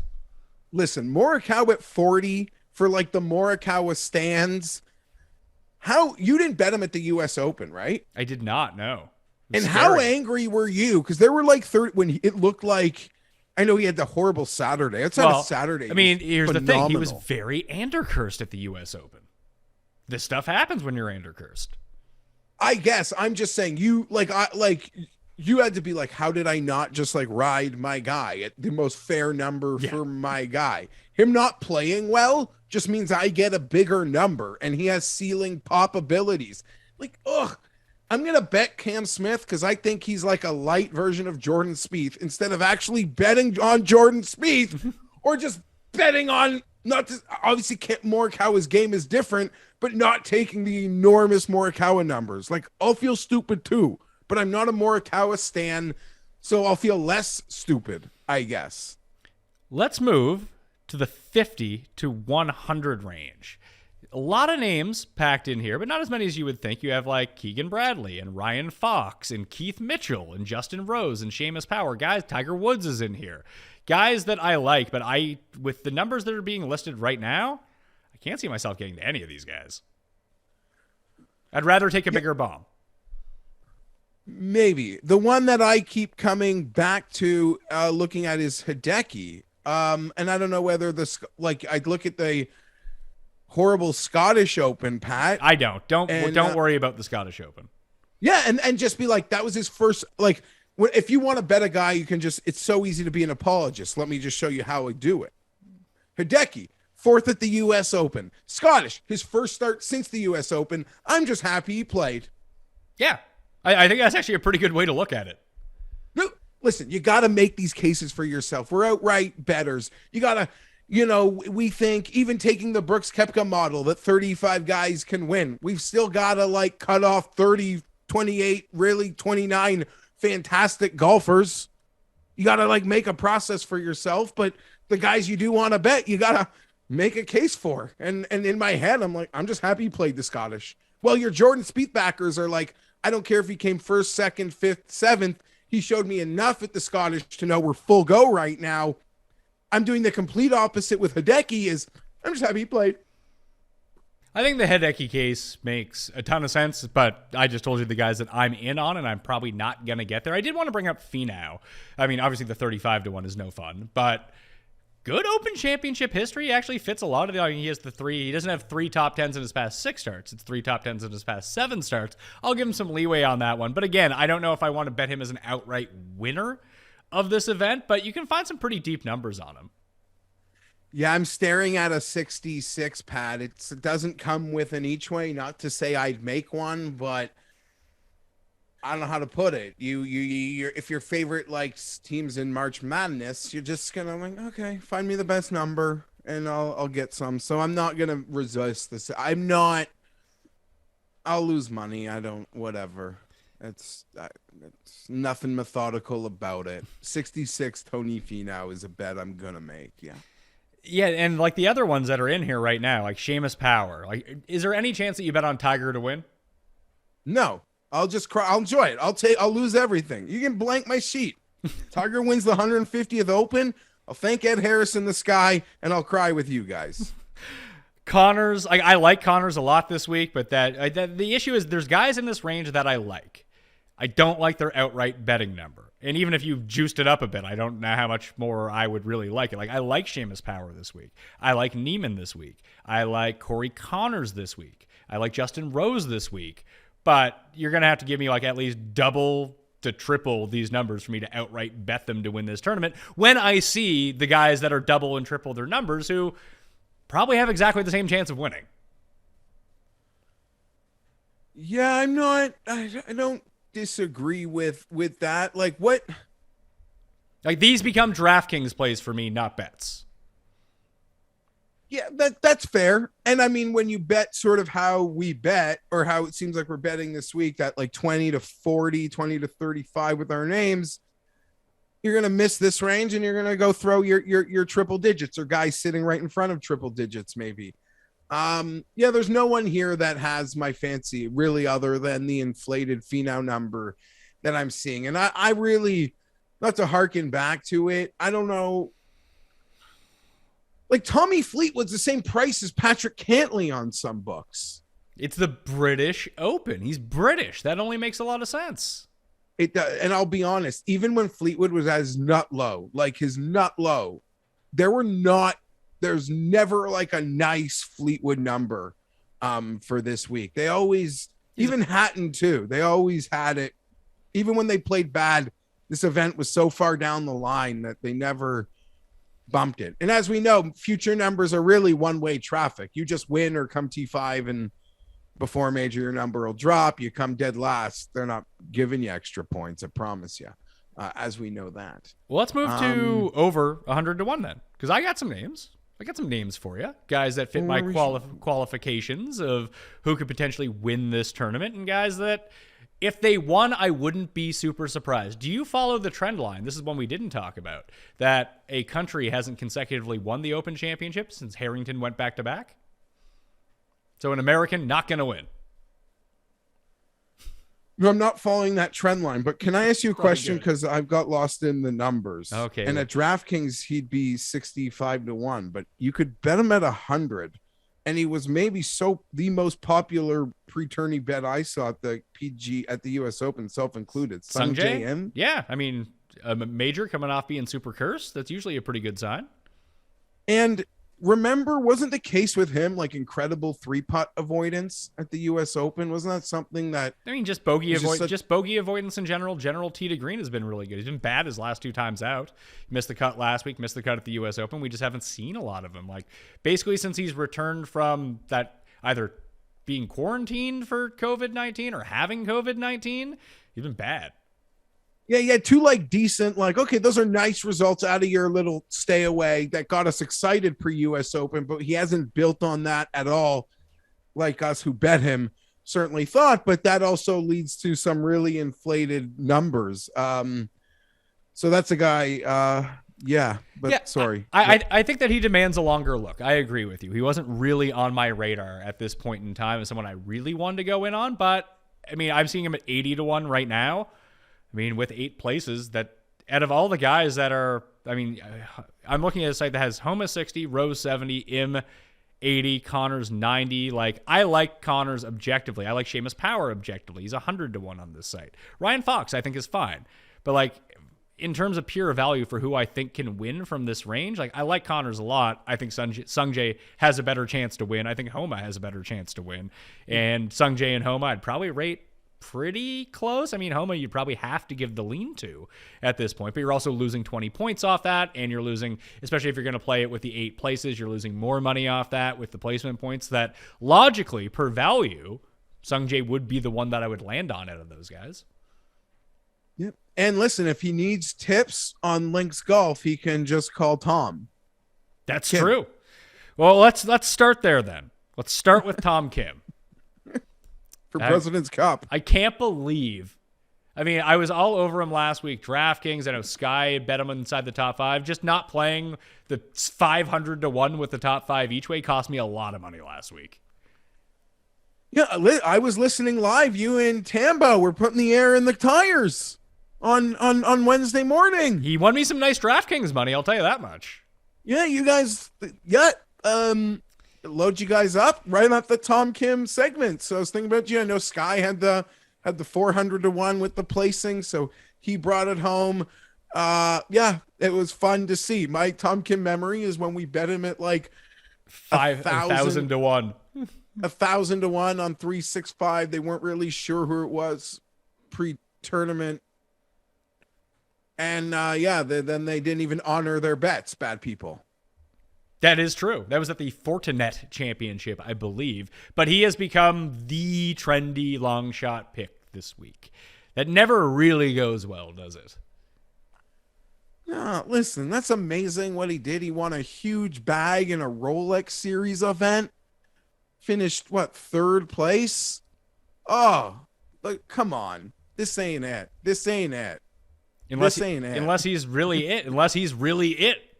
I mean, Hideki in his debut came 6th here at St. Andrews. It's a long time ago. Hideki hits if you want. Morikawa. I mean, listen, when Morikawa is a generational player, his name will, winning that Open on his first try won't feel that weird. Generational players do crazy things. We see it in all sports. These kids just come out of the tunnel ready to win. Yeah, but I'm saying, what if Tom Kim is actually that guy? That would be crazy.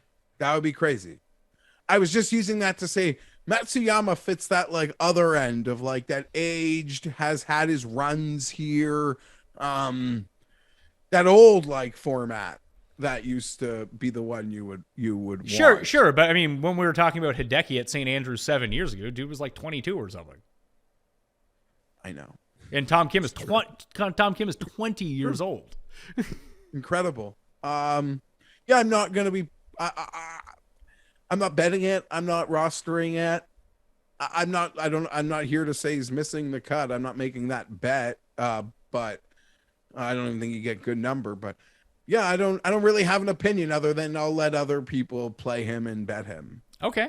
I think that he is really the one. Let's talk about Bryson now. You wanted to bring up Bryson. I still don't see it is the problem. Even the hardest part, I think, with the Bryson case is something that you pointed out with some of these guys at the top, where you need to have that creativity, and he just doesn't have it. He doesn't. Not right now. I feel like he used to have it, but since he became big, beefy Bryson, he just doesn't have it anymore. It's hard to argue that. It's hard to even... I mean, you sort of lifted up DJ by acknowledging like solid, like hard to quantify what like 5th or 6th or 8th in a live event means. Sure, but you can also point to DJ has this longer track record, has played well at this course in the past. And when we look at the US Open, the last time that we had any sort of sample, any sort of metrics, the guy was in top like 5 for ball striking for the week. Yeah, no, I agree. And with Bryson, there's really nothing. It's like that. It would really go against anything I've said that you do have to have some monicum of lead in something to win against a field where there's a handful of guys who do have it. I'm just saying, if you're part of that lane, that this golf course is just a dinosaur that's going to get broken. Like if that's the lane you want to bet this week, I think Bryson at 100 has to be in your thinking. And there are moments where I've had that thought process that this place, which historically has given us a winning score in its last handful of opens, a 15 to 19 in they're going to cross 15 in hard conditions. Like at this place in hard conditions, they would cross 15 under par. And he does have if it plays easy, what is possible? backbreaker. Maybe. When was the last time, if it plays to how you say it is, to counter that a little bit, when was the last time Bryson won a birdie fest? Yeah, that's a great point. Like, I think that's a great point. I think Bryson's path this week is if it's like the daily year where 6 under is the winning score. Like, the wins are just so outrageous, no one knows what's going on, and the biggest advantage that Bryson can have is he can pull out a fucking 5-iron off the tee and hit it 300 yards underneath the wind. That's a good point. That is a good counter to my if breaking it is in play, then Bryson should be on your list, and that kind of isn't his player profile, or his win profile was never really a breaking. Yeah, kind of put was a party. His breaking is more of a strategy break, like he did at Winged Foot that year, where it's like, hey, I'm just going to do this, and no one else is doing it, and it's going to really work out. Sometimes that goes horribly wrong for him. His bull case right now is that, at least in Portland, he looked healthy for the first time in 5 months. He actually played pretty well. He even shot even par in the final round and made a 9 on a par 5. He was making a ton of birdies. We know he's a good putter. We know that he hits it a mile. It's that everything in between driving and putting has just been such a disaster for him since he won the U.S. Open that it's really tough to really go back to him in this sort of spot. I mean, if you say that this course can be broken, I would actually think that leads me to believe that opens up the board more for everyone. The harder it plays, I feel like the better players you're going to see near the top. If it's a week where it can be broken, you're going to have someone doing the Zach Johnson. Just Kevin Na hits a wedge to 15 feet every time and makes every putt. Yeah, no, broken brings in that leads John Rahm to freaking out, goddamn putting contest sort of conversation. Now, the counter to that is in 15, people, maybe even myself, said the same thing. They're worried that it can get broken. Zach Johnson won. Tim even went as far to say, you got to almost feel like that conversation has been had for 100 years as it pertains to St. Andrews. 100 years ago, they probably thought the game was so far along from St. Andrews' birth that people could come there and break it. They never do. So I'm honestly go back and forth. It's just what I'm doing this week is having this moment of thinking someone's going north of 24 under, and then other moments where it's no, bunkers are hazards. The old course will find its way. The RNA knows that it's defenseless, and they're just gonna crust it out. Every mistake will roll you into the worst places to be, unless you're exacting. So, and it'll defend herself like she always seems to. I got some names for you here.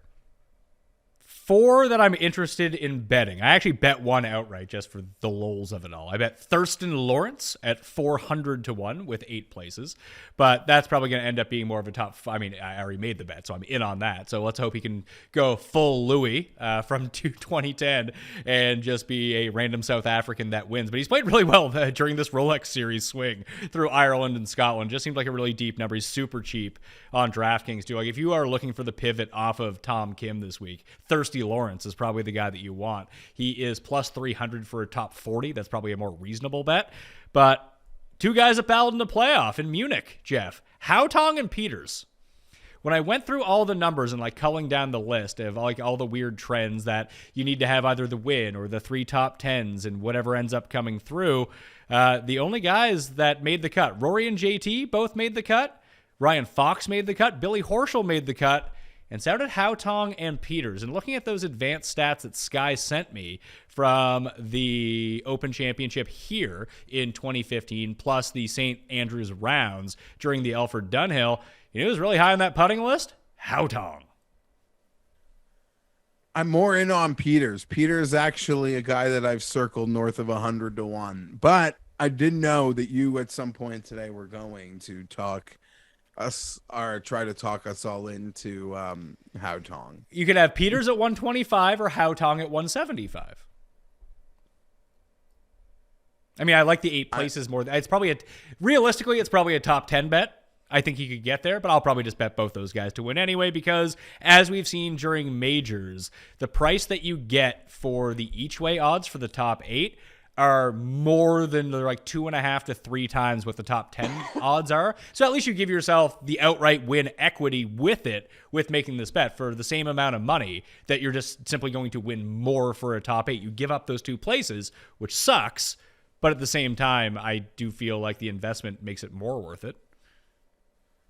So you've given us Thurston, Hautong, Peters. And then obviously Siwoo is 200. Siwoo is 200 to 1 right now, but that's just going to be like my FOMO bet. I do have one guy that I'm thinking about betting outright, and another guy that I don't know what I want to do with yet, but I want to have, whether it's DraftKings, whether it's a top 20, top 30, to make the cut. I don't know what I want to do with this one guy, but I like what I'm seeing from him. But I do have one more guy I'm considering betting outright from this range. Can I make a guess? Sure. Okay, I have 2 guesses. You watched my research show, didn't you? Some of it. I'm not. I watched the. You watched the part with Bamford, not the part where I actually dug into the research? Well, like, no, I didn't finish that. I could show you exactly right now where I left off, like if we want to timestamp it. But you could see that I'm into it. Woodland or Bez? No. And I wouldn't have guessed if I watched. I wouldn't be like, let me guess, had I seen it said on the research show. Okay, not Woodland or Bez. I thought you might be a Woodland guy this week. I mean, I could get there with Woodland. It's just probably not going to end up being for me as an outright. Gooch. Oh, this is the live hate, eh? This is a huge number. It is. Yeah. Weirdly huge. Like we've spoken about the live hate. This is the only live guy that's seemingly not being hated from an odds perspective or DraftKings is probably Louis, but everyone else is getting their own bumps. This is a bump supreme. So it feels like. Just to look at, I mean, he has 2 top 10s on the Live Tour. So good for him coming in. He missed the cut at the U.S. Open. That was unfortunate. He was 20th at the PGA Championship. He was 14th at the Masters. Like, he's played pretty well so far this year. And legit, no one wants to go to Gooch. And when I rated out the numbers on that research show, 3 names kept popping up that I had like no interest in until it kind of happened. And Gooch is by far the longest odds out of all of them. You can get him at 200 to 1. You can get those placement points. I'm going to be in on Gooch. Want to make sure that the weather stacks up. I don't think that number's going anywhere. The other 2 are Seamus Power and Justin Rose, but it seems like they're no value anymore. Yeah, Rose has kind of sucked it out. You've mentioned him a bit. I was even giving him some praise. The stats look nice for Justin Rose at the moment. Gooch is just real interesting, Pat. It would be so good. It would be so good if he even gets interviewed this week and be like, yeah, what's so special? This place reminds me of my like local Mooney in some like bum fuck town where he's from. No offense to that town. Don't even know where it is. So, Thirsty Lawrence 400 to 1, Gooch 200, Hautong 175, Peters 125. What is the Rose number? The biggest one? 70. Not very big. 70, I think. Yeah, see, he was like 70 in some shitty PGA events like a couple weeks ago. I know. It's funny when Tim talked about the old guys earlier, and he's like, "Oh, Els or Harrington." Rose is that guy this year. Like, Rose is old. Rose is like the right type of old to actually compete here. What event did he? Was it Canada? Where did he go unconscious for a little bit? Yeah, he almost shot the 59 in Canada. Yeah, and he had a nice, what was it 15th or something at the U, or some just nice results. Some nice results. And we talked about it in last week's show. I think. he blew up on the weekend. He had a horrible Saturday at the Scottish. I think he was like 80 or something like that. But other than that round, he actually played quite well. Do you have guys from down here? Peters, Woodland. If it gets gross, also thought you might mention Bez. But Peters, Woodland, and sort of every time I mention anything about a wild card here and like to be alert for sneaky player profiles, just for the example, I keep mentioning Kevin Kisner, but part of me is actually tempted to play a little Kevin Kisner 250 to 1 now that we're here this week, Pat. Well, the guy that I didn't bring up that I kind of like, he's actually the same odds as Kevin Kisner this week. It's Stuart Sink. You know who's sneaky good from like 125 and in, just gets it up and down from wherever. And even looking at his numbers and these 3-putt avoidance stats from St. Andrews, he's like weirdly up there, which is not a name that I expected to see. He's right behind Tommy Fleetwood and right ahead of Jordan Smith. I like Jordan Smith. It feels like his numbers have been kind of beaten out. Like Willett's down there as well. Like I'd prefer Willett, and I know Willett's odds are a bit higher, but I prefer Willett and Stuart Sink over Kevin Kisner, I think.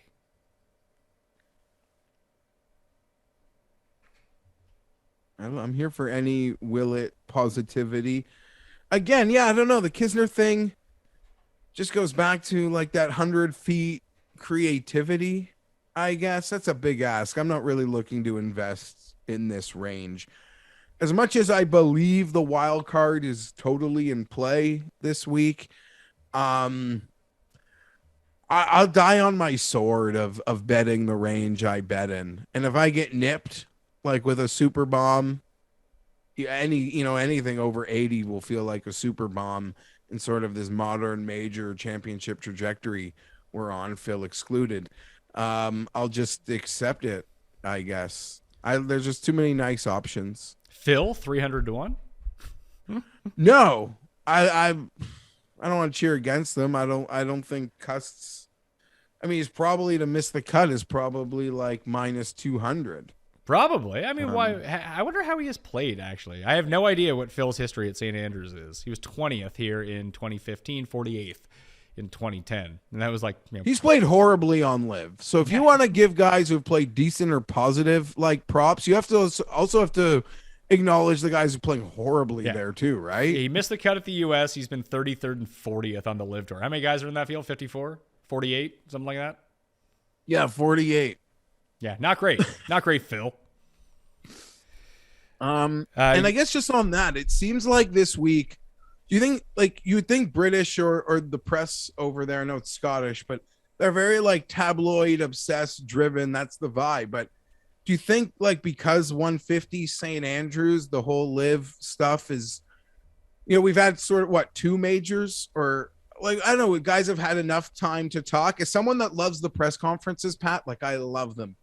I'd have no issue if live wasn't even a talking point at all this week. I don't think that would bother me one bit. I think that it will be because people can't help themselves. It must do great traffic when everyone ends up talking about it. They can link it to an article, get some pushback on it. Because realistically, if these people hate live so much, the key is to just not talk about it, and then it will go away.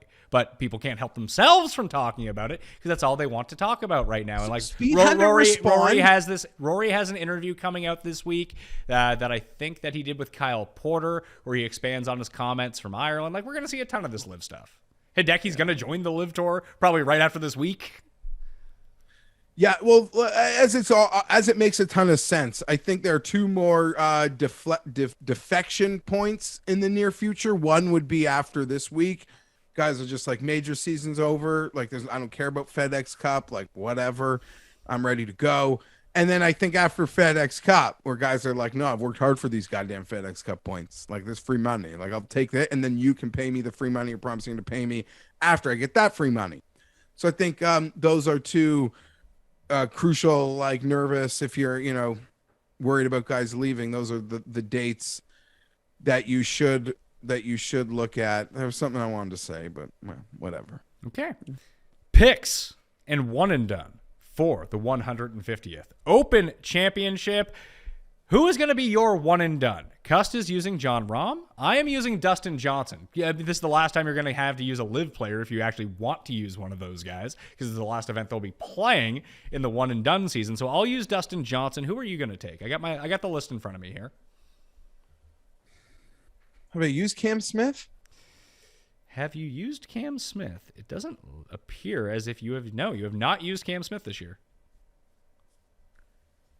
So I guess Cam Smith. All right, Cam Smith for you. DJ for me, Cam Smith for you. John Rahm, Cust one and done for the week. So actual bets I have in at the moment. Justin Thomas, 33 to 1 with 3 places.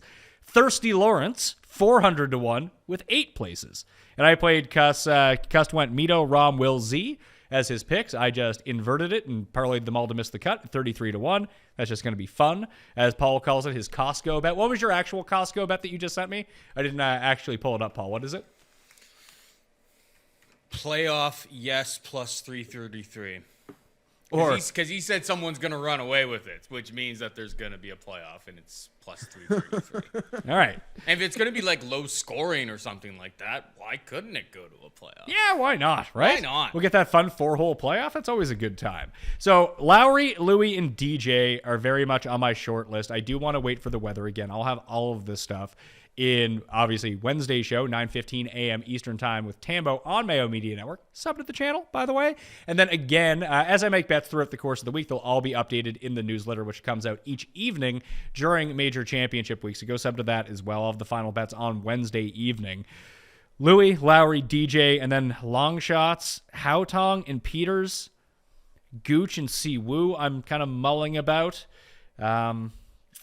Yeah, I think that's where I'm going to kind of land at the moment. And then the Morikawa thing, am I going to end up there? Probably. But at the moment, I'm not there, Geoff. Surprised you're not there. For me, the bet I have, the future that I have, Will Zalatoris 70, Will Zalatoris 54. Will Zalatoris is cursed horribly. The bet I won't be able to resist making, Giggle Away, Tony Finau, 66 to 1. The bets that I'm swimming around, that JT 24, maybe even thinking about Pat's creativity with that 33. Can never quit Rom with a 20 in front of it's going to stay in this process. Behind that, it's a decision. Cam Smith, Patrick Cantley, Dustin Johnson, Hideki Matsuyama. Those were a lot of names, but at this moment, those seem to be the names of which my card will be constructed from. Long shots, I don't really have a good vibe. Woodland, Peters, I'd rather just all overexpose myself with the good players, I think. Yeah, it's probably the more logical way to do it. Like I said, these long shot plays are both tying in the win equity, but mainly for those 8 placings and the 8 placement points. Odds-wise versus money versus their top 10 odds versus money, I think it's more profitable to play the top 8. So that's the way, when I've done the math, that's how it works out for me. So I think it's a better way to go about it. You lose the 2 spots in terms of placement, but you also get the substantial boost if they actually win the thing. And I'm worried I'm ignoring Lowry, but I just don't know who I would bump him in front of. But I respect it, and I see it.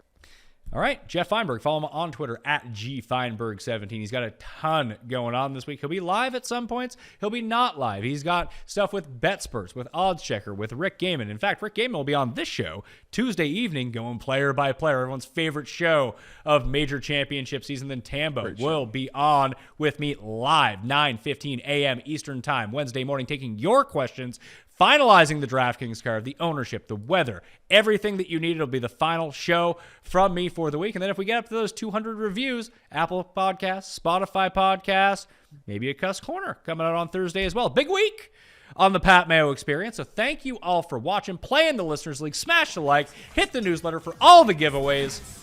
I'll see you next time. Mayo Experience! Experience!